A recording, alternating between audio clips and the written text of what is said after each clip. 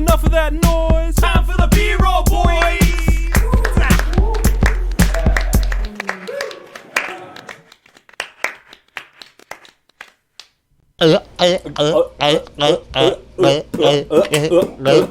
This movie's gonna flop.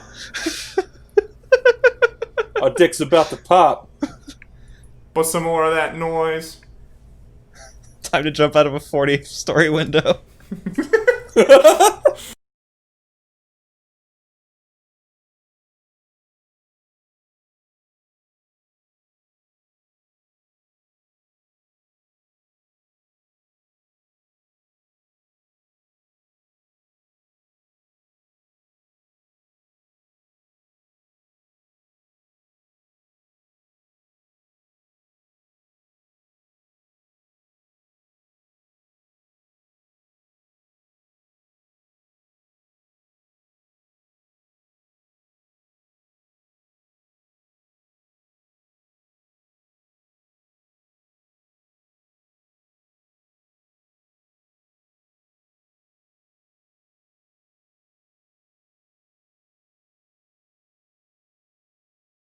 What's up, guys? Welcome back to B-Roll Boys. This week we're doing Spike Lee's She Hate Me from 2004. I'm Justin with Harlan and Wes. What's up? So, a little bit of background. I watched this for a class in school, believe it or not. And we were supposed to be doing a class about auteur directors and their best and worst movies, and this was the worst of Spike Lee's. Now, I admit I don't really like Spike Lee, but this is pretty fucking bad.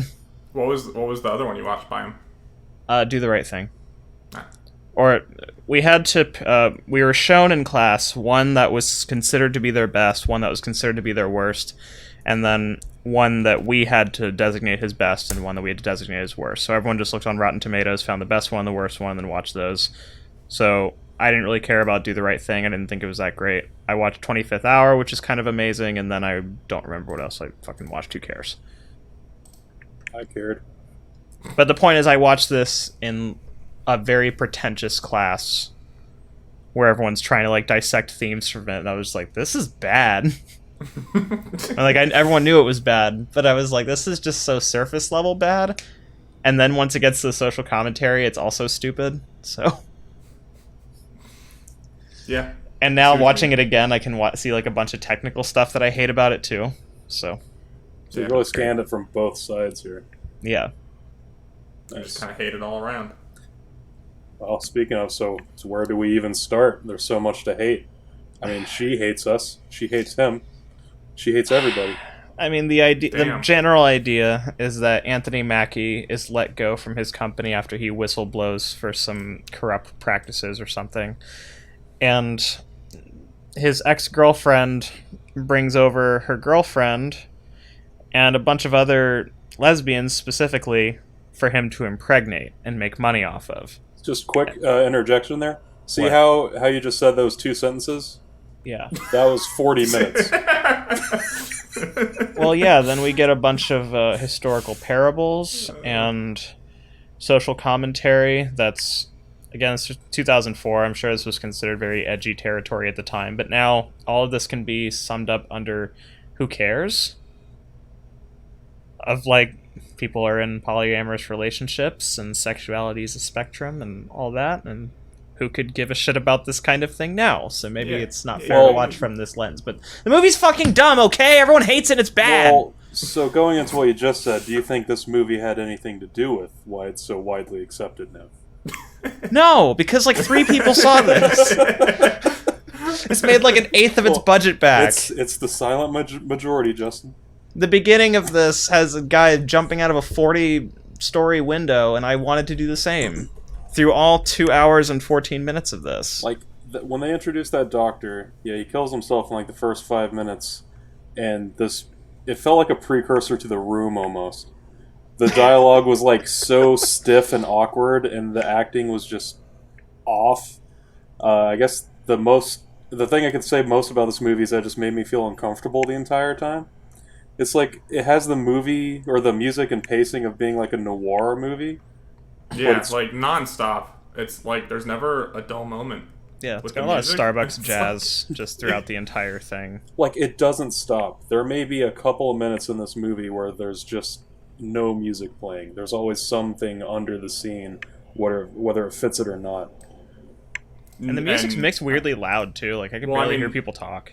When does it fit? You know, like there were a couple instances, and I can't remember what was happening, but there were a couple of moments where I thought the music was just clashing hard with what was happening.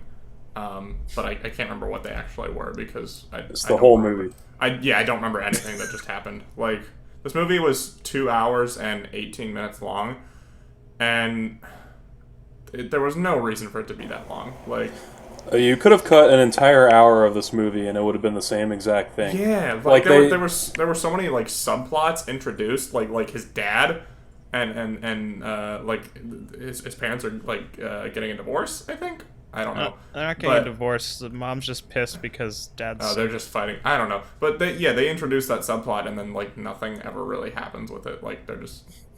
Well, it's like because they tried to find every social commentary related thing they could possibly push into the movie. Whenever they would run out, they're like, okay, we got to beat something else to death now. Yeah, we had parables of race, we had parables of sexual politics, and whistleblowing, corporate strategy, that kind of thing. All in one movie. So actually, it was great. All of which are, important issues, and this movie handles none of them correctly. Well, my biggest thing is, like, it completely switched gears, like, 50 minutes in. It's like, you think it's going one way, like, it's, like, the first 40 minutes, it could totally just be, like, a corporate espionage-type movie. And then, all of a sudden, he's getting 20 lesbians pregnant. And we've got a couple shots of his, of Anthony Mackie's face superimposed onto these sperm. Yeah. Yeah. Sperm. Once it hijacks you and goes into that plot, then it breaks out the sperm shit, and I just fucking lost it. And the non-stop sex scenes. So here's the thing, right? Is this movie is listed as a comedy / drama, and like at some point, pretty late in the movie, we were like, what kind of movie is this? I can't tell.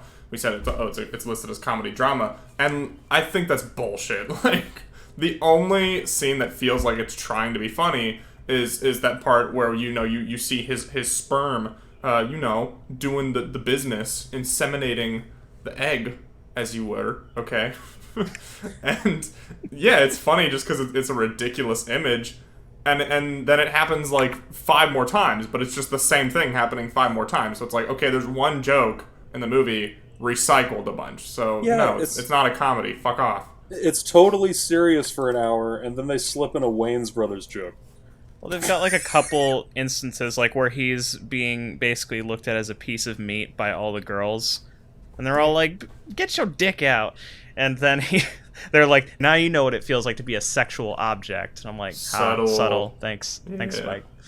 Yeah, whenever it tries to subtly make a point, it immediately fully explains it. Yeah, there's no nuance and that happens to like anything. 3 or 4 it's times. just... And the normal Spike Lee isms are there. The intentionally bad editing, where like they'll cut in the middle of someone's line from a slightly different angle, or he'll have. There was only one bit where he had 2 characters looking into the camera. He did that a lot and Do the Right Thing. That's like part of the point. But with this, I think it's even more obnoxious. And a thing that I noticed a lot was so many shots are just grossly out of focus. This is a shockingly ugly movie. Yeah, this movie's like the lighting is also like really flat too. Although there's a lot of like there's a lot of like really overexposed shots that are just like it's bleeding out the picture. But yeah, and a lot of other instances this looks like just a TV show that like my mom would watch on a soap opera network, Like, yeah, it looks like it's got like shitty color grading too. Like there's a lot of like grains in this movie that just look like the like muddy kind of greens. It just looks gross. Whenever they went back to any kind of like flashback, they just chose whatever filter they wanted to use and just cranked it up to max. Yeah, or even if it was like a dream sequence or something, like they couldn't trust you to understand that it was a dream because what was happening was, impossible to happen in the context of the movie. So they had to put like a crazy filter on it so that you know that it's a dream.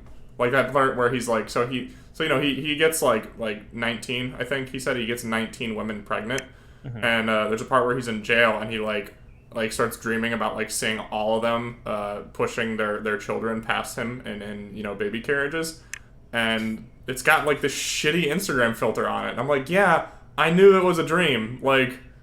Because, A, why would that happen? B, we just saw he's in jail. Like, you don't need to put that shitty filter on it. Like, he does that in other movies, too. It's great. Of course he does. Could you imagine if the stars aligned and all 19 of his children were born on the same day? Now, wait a second. Didn't he get one of them pregnant with twins?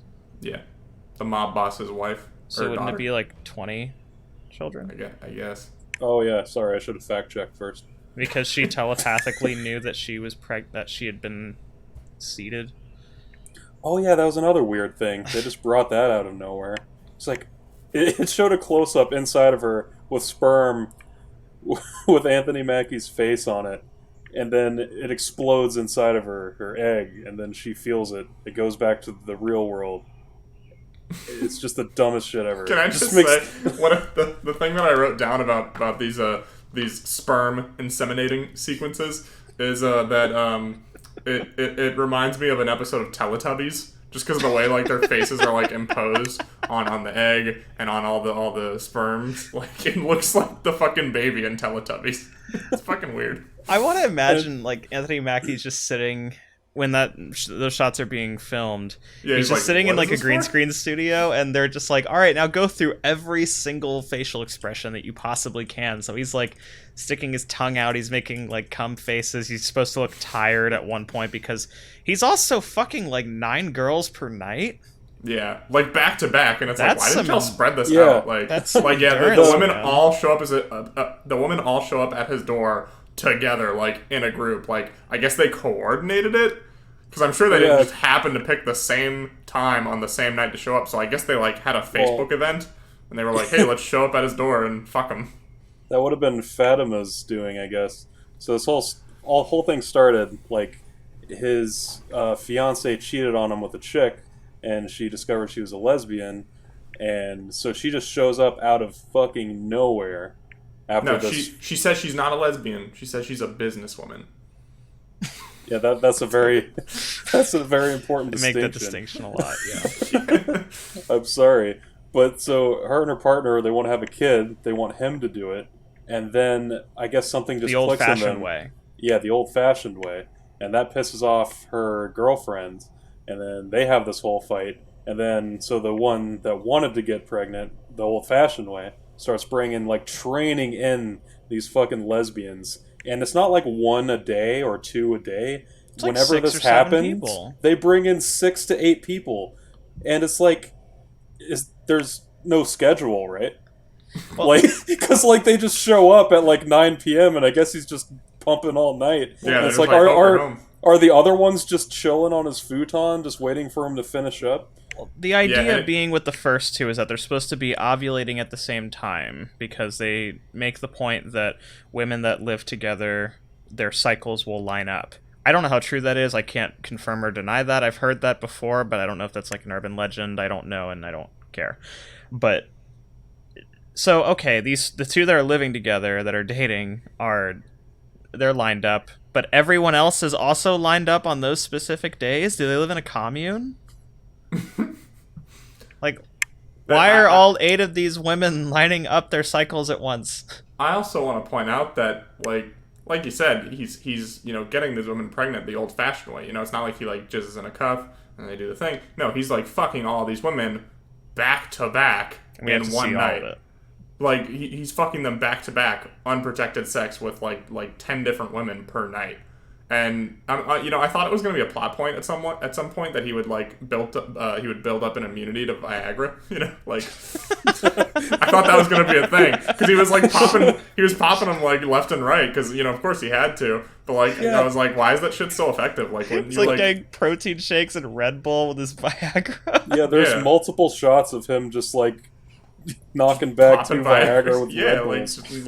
like they're fucking candy, But to my surprise, that didn't happen. He just got like a baggie of gas station dick pills.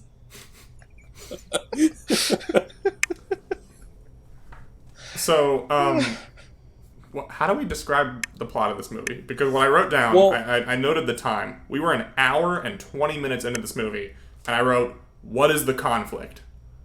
An hour and 20 minutes into this movie, and at this point, it became clear later on, but like, why did it take an hour and 20 goddamn minutes of my life to get to this point? It's because it tried to make so many points at once that it didn't have any. Because all of them like kept washing over the other ones. And they're so fucking shallow anyway. It's like it's not like you need that much time to get the points that he's trying to make across, Yeah, because like I guess one of the first points was that, lesbianism and like adopting kids and all this stuff and sexual empowerment and that kind of thing.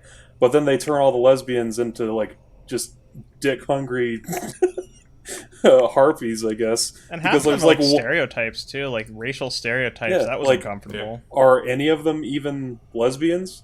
Because they want to see him naked and they make him put his dick out. They're like, yeah, we can do this. What point is that making? One of the lines was like, "We want every gallon of cum you got." That was said. Thanks, Spike. Thanks, Spike.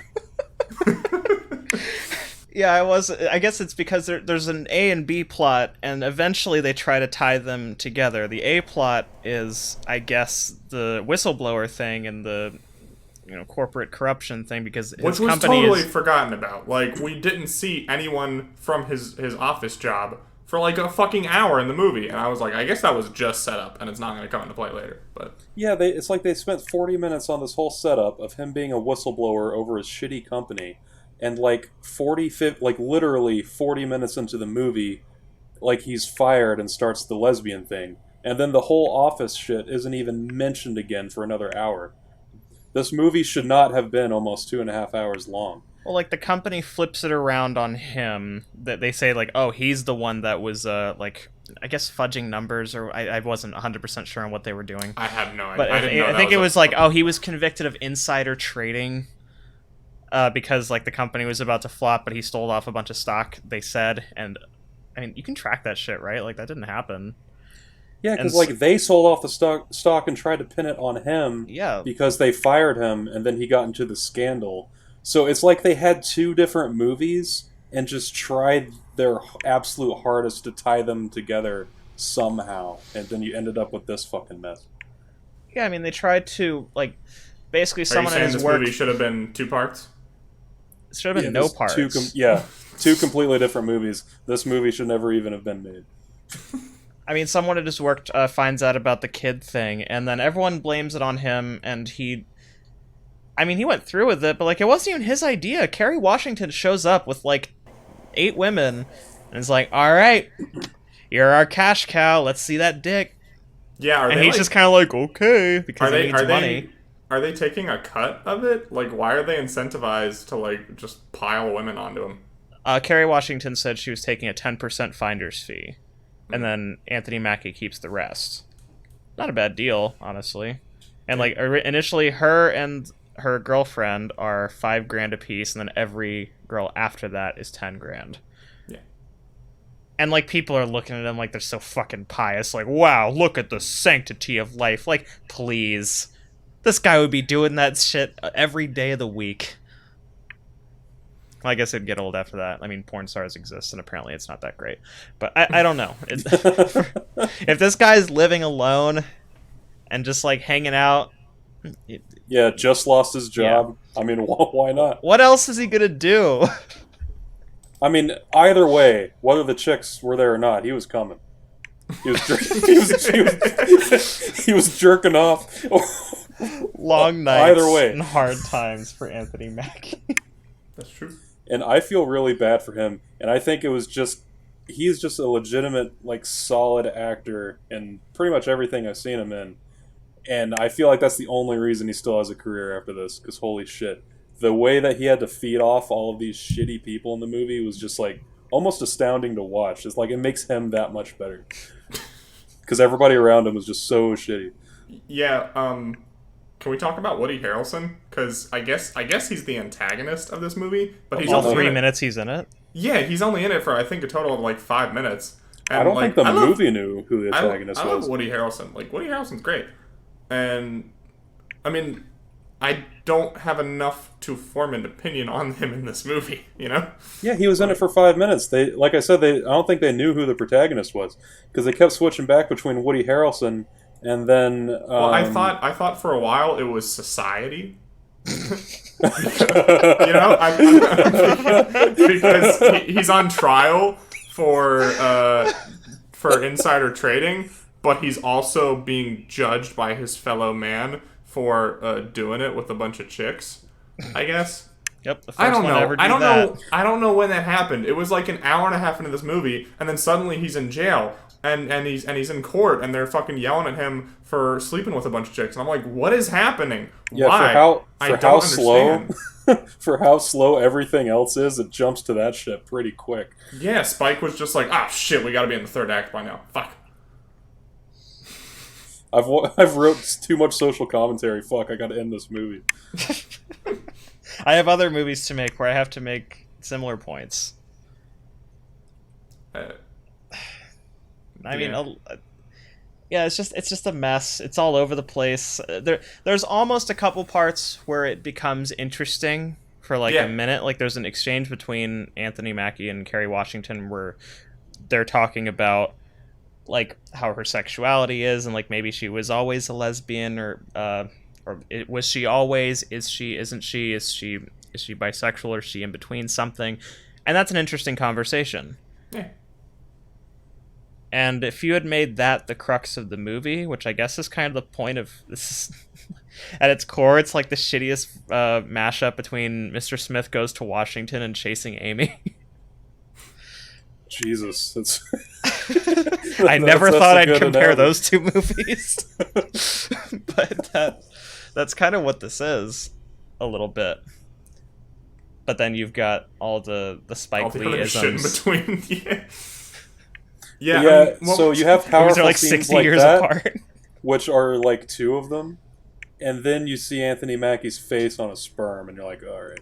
and it's funny the first time, then you see it like 3 or 4 more times, and we're like, okay, yeah, we really, get it. like, fucking runs it into the ground. We get it, thanks. Yeah, and that's the only real joke in it. It says it's a comedy drama, and comedy is first, but I don't even think I would call it a drama. I think it's just a movie. Nothing. It's just a clip. Just things happen. A drama. There's real, some kind of stakes involved. I mean, in, but this it's not all really. it's all plot devices that literally go nowhere, and then it just ends. Yeah, things don't even happen, and like, okay, there's nothing. I think the worst thing about this movie is just the Spike Lee isms in regards to the editing. You know, like that's the most obnoxious thing about it. Everything else is just below mediocre. You know, I wouldn't call it offensive, but I'd say it's like just below mediocre. Yeah, it's like TV drama level. Yeah, exactly. Like a lot of this felt like a Lifetime movie almost. You know. I wish. Then it would have been an hour and a half shorter. This is actually right at home on Lifetime, honestly. Yeah. It probably reruns on there a lot. I doubt it. I mean, this had apparently an $8 million budget, and it made $1.5 million of that back. That's fucking sad. I'm ashamed it made that much. That must have been in theaters for like a week. And yeah, Well, I mean, like I understand. This came out in 2004. Yeah. Let's see. Like Spike Lee's supposed to. I understand a lot of his shtick is to be shocking and to be kind of in your face with all of it. That's his intention. I can still think that it's obnoxious as fuck. Like especially all the visual stuff. I mean, if the social commentary speaks to you, then that's fine. We can have different opinions on things that we like that resonate with us.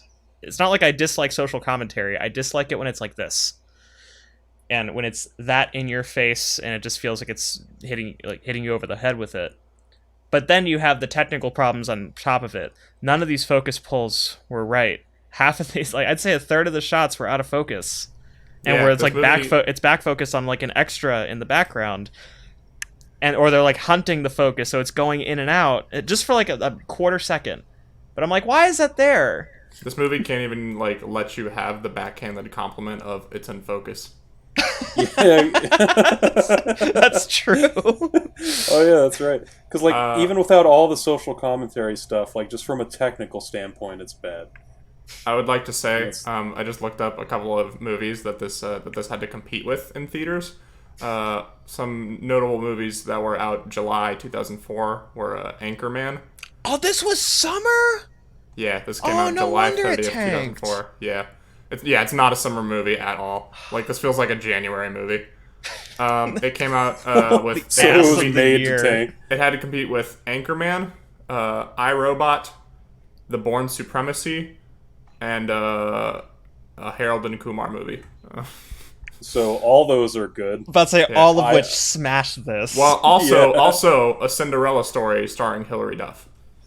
all which of probably- which smashed this. Yeah, I was on the fence for a second. I was like, yeah, we'll this throw movie, that one. this in there. movie didn't stand a chance. Oh my god. Like, for color, for the audience, like, generally, studios want to put their movies out either December, because that's the holiday crowd, or the summer crowd. If your movie comes out in, like, February or March, well, I guess February is Valentine's Day, but, like, January or March, that's, like, That's a the wasteland. anus. That's the anus of the year when it comes to movies. And this is right where... those 2 months are right when some bullshit like this would absolutely come out. So how they push this in theaters in July, Yeah. or why they even would, because I feel like at least in January and March there's nothing else coming out, so they can Yeah. It at least didn't have competition, and people would see it just out of curiosity Yeah, like and a lack of competition, you know? But like, yeah, they're competing with Anchorman and Bourne. Get out of here. and Cinderella Story? Yeah, Oscar winner, Cinderella Story. Fucking art. Best actor winner, Hilary Duff. Oh, and I guess another like technical thing I can complain about is that every shot, not every shot, I'd say 50 to 60% of shots are uncomfortable close-ups. Especially at the beginning. I think it tapers off a little bit towards the halfway mark, but like at the beginning, especially with Kerry Washington, like every shot is just really close up to her lips specifically, and I'm like, why? There's a lot of like questionable perspective decisions as well. Like I remember early on when he goes to see his parents, that the camera switches between like just a normal shot, like a couple feet away from his face, and then it'll go to like down the hall, so like that like half the characters' backs are turned to you, and then it switches to like to their right. And I think it was like at a mirror. I don't know. It was a super confusing angle because you couldn't actually see where the camera was, if that makes sense. I know I'm not describing it Carl, wrong, and he's but sending a message. I think it's over they my had head to have now. just they have to have just picked that house to film in, and then they just didn't realize it, and they just had to roll with it because of their shitty doorway that has that fucking mirror thing on it. It was very. What else can you do? It was They got a $1 very million crowded. budget or an $8 million budget.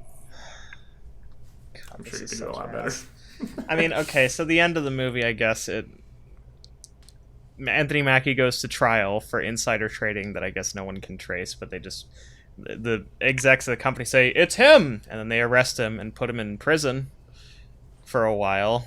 So there's a character, one of the police officers, or it's like a detective, or I don't know who the fuck it is, but it's this bigger black guy that his entire thing is saying shit, and he's in 25th Hour and does the same thing. And Harlan brought up, what if there's a Spike Lee cinematic universe? For all I know, there is. I'm not aware of it, and I It don't could care. be the 'cause I'm same not gonna character watch in it. both. Probably is. Yeah, at least in 25th Hour, he's in it for like 3 minutes, and he's funny. I mean, He doesn't have a recurring joke. Maybe if people knew that it was part of a Spike Lee cinematic universe, more people would have seen this movie. They would have And like flocked. he has that other thing when he's like walking out in Arrest. Oh god. And he's like, next up tonight on Arrests or whatever, and he announces their name. He calls and them he's like perverts. "Shit." He's like, next up on perverts arrest Yeah. or It's something like perp that. alert. Perp alert. Like perp. Oh, that's what it says. Okay. I'm Okay, sorry. next up on Perp Alert, this guy. And he's like, Our guest for the "Shit." week is you. And he does that like 3 times, and I'm just thinking, man, his cop buddies have to be fucking sick of it. Because this has to happen like once a day. That's like your neighbor being like, hot one today, huh? You're like, yeah. Mondays. I think it would have been really funny, but I I don't know how self-aware it would have been to make this joke, but like if the cops were like he started his spiel and the cops in the background were just like laughing at him or like sighing or just being like, "Oh," It just becomes Office Space. yeah. Or they're just fucking sick of it. I think Actually, I might have appreciated that more. I think the funniest thing in the movie was the suicide.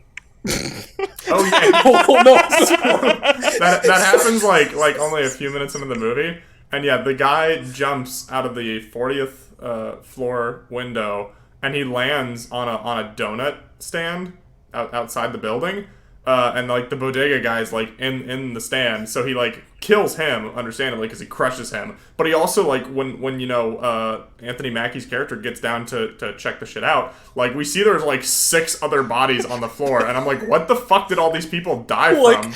Like he caused like a tremor that instantly killed them all. He falls like okay, I get the bodega because he landed right on top of him, sure, but what the fuck did all these other people die from? Like, that was a dick move enough. You think he could have picked another window. Right? Like it's maybe, like he aimed for that fucking not, cart. Because it made a point. One of the very first shots is Anthony Mackie coming by and he grabs a donut or a hot dog, whatever the fuck he grabs.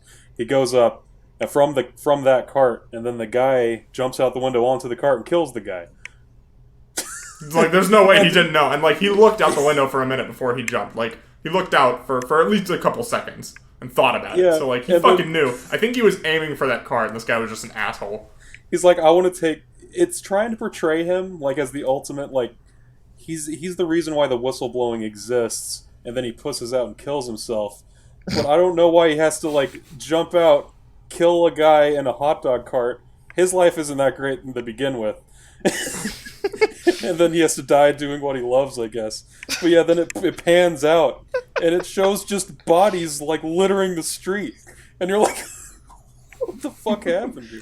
Also, there's a little detail that I hated in here so they keep going on about it's the 40th floor, right? Mm-hmm. But Anthony Mackie and all the other morons in this office are, like, poking their heads out. That didn't look like the 40th floor. No, not at all. I mean, like you wouldn't be able to see the body that clearly from that. Yeah, even like when he looks out the window before he's about to jump, like it looks like they're like maybe like on the 5th floor. It doesn't. Yeah, look I was thinking high. like 5th to 10th. It looks like the same height as the building I work in, and that's a 6-story building. Yeah, exactly. It was not that high. Like, at all. You're not looking from halfway up the Trade Center to see this guy's body on top of a bodega. Yeah, 40 floors is fucking tall. Yeah, not to mention, like, his body would have been much more mushy than that if he truly jumped 40 fucking stories. That's ridiculous. His body was pretty intact, all things considered. Well, like, it showed his bone was like sticking out of his arm. And besides that, he was pretty all right, all things considered. You know, yeah, I took it like a champ. Forensics expert Harlan Ivester.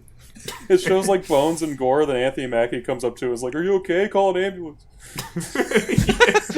Hey man, you alright?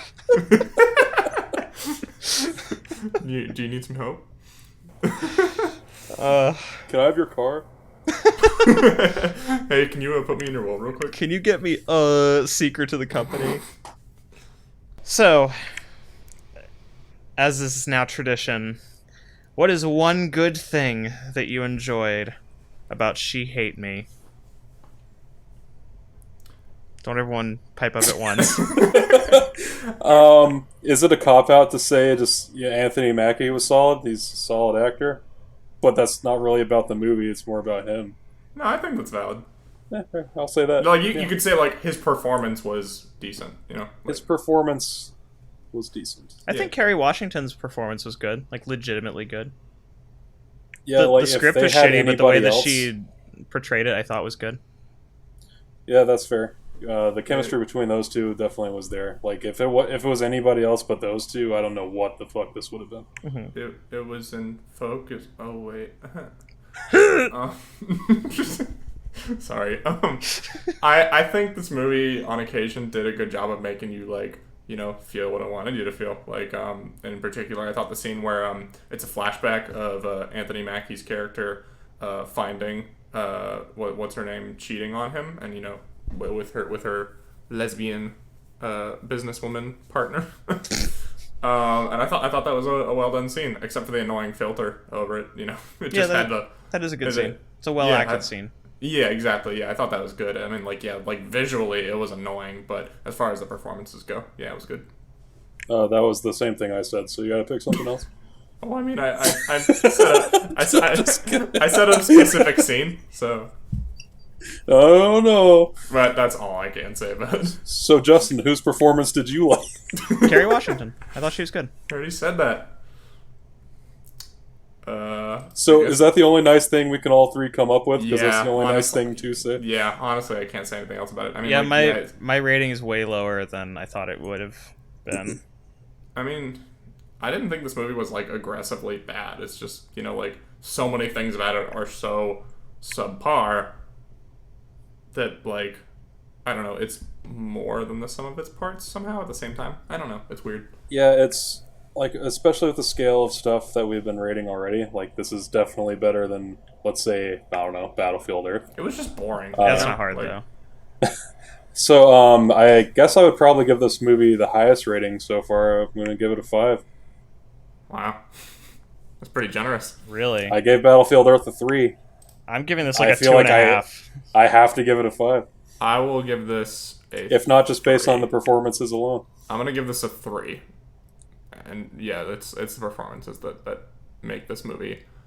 They give it any redeeming qualities. That's it. Well, I just think it's one of the... I really hate to say it, I think it's one of the better ones we've watched so far. It's no Battlefield Earth, it's no Jupiter Ascending. And if we're going on that scale, I can't just give everything we watched a 3. This so I'm is gonna not go for a 5. better than Spy Kids 3.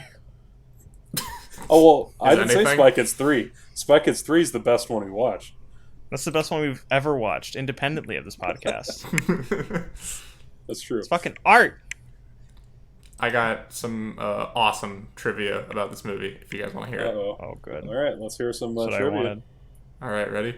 Lil Kim turned down the role of Evelyn. She told Spike Lee that she thought it would ruin her image. She picked wisely.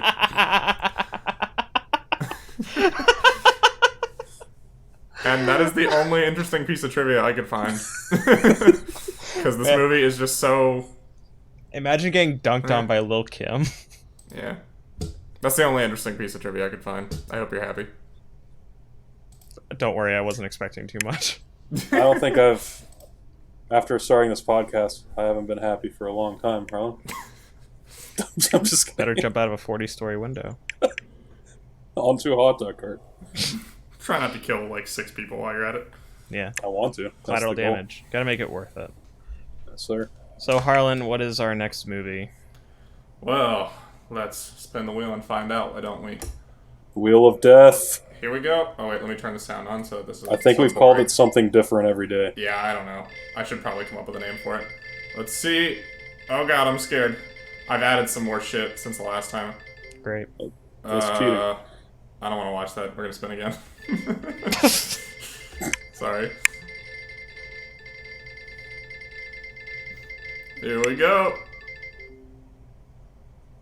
We're talking about fucking Sherlock Gnomes.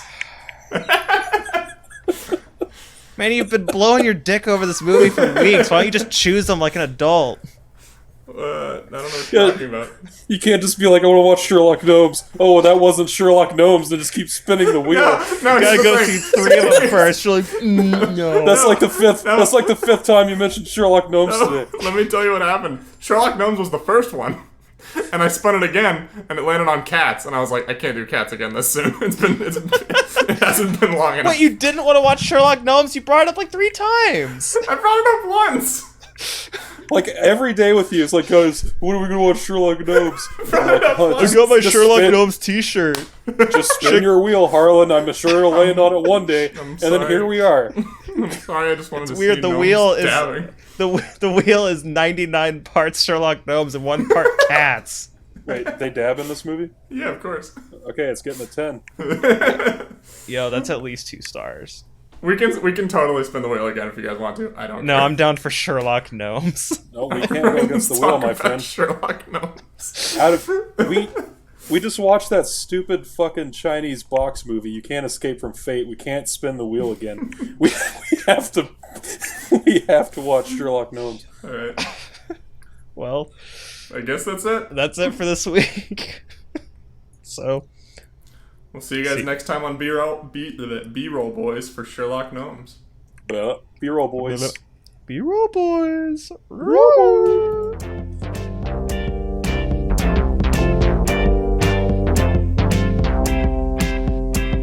You're trash, bro. I need a second, okay? Why can't anybody give me a goddamn second? Hold on. You dig on multiverses?